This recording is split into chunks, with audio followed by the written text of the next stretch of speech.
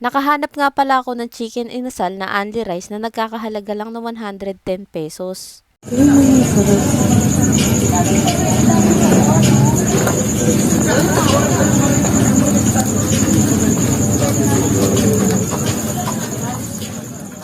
Naghahanap nga pala kami na makakain dito sa may Montalban. At nung naglakad kami, napahinto ako dito kasi tingnan nyo naman ang laki ng serving ng manok nila tapos only rice pa. Dito nyo nga lang pala yan makikita sa likod ng XRC Square Montana. Lakad lang kayo ng konti tapos makikita nyo na itong tarpaulin nila na may nakalagay na only rice. Yung breast quarter tsaka leg part, 110 pesos lang pareho. Kaya napakasulit kumain sa kanila. Pagka-order nyo, tsaka lang nila to iihawin. Kaya napakasarap kasi mainit-init pa. At yung kanin nila dito hindi malagkit kaya hindi ka mabubusog agad. At meron din silang chicken oil. Iba rin talaga kasi yung dalang sarap nito kapag nilalagyan mo yung kanin mo tsaka yung manok. Kaya kapag minsan wala nito parang kulang yung pagkain mo ng chicken inasal. Kung kakain nga rin pala kayo dito, lagyan nyo ng bawang yung kanin. Mas lalong sasarap yung kanin nyo kapag may malutong-lutong na bawang. Parang garlic rice yung kalalabasan nito.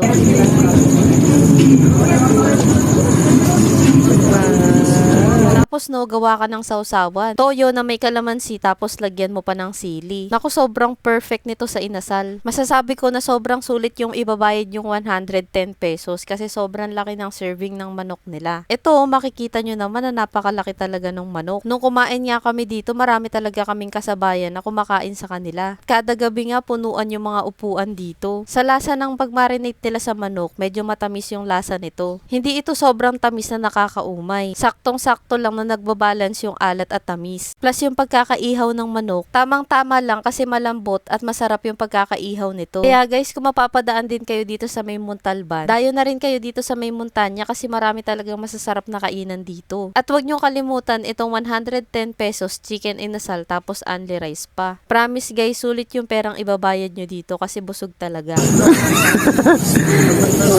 Tataw natin dito. Mas mai-enjoy nyo pa kumain dito guys kasi naka-gloves kayo. Iba rin talaga kasi kumain ng inasal kapag nakakamay. Naghahanap pa pala ako ng mga sulit na kainan dito sa may Montalban. Baka may mare-recommend kayo. Paki-comment naman para yun naman yung next naming dadayuhin. At pwede nyo rin ilagay kung ano ba yung paborito nyong orderin sa kanila. Para alam na namin kung ano yung pwede namin tikman dun. At para updated kayo sa mga sulit na kainan dito sa may Montalban, huwag nyong kalimutang i-follow ang aking mga social media accounts. Yun lang. Maraming salamat sa panonood. Bye!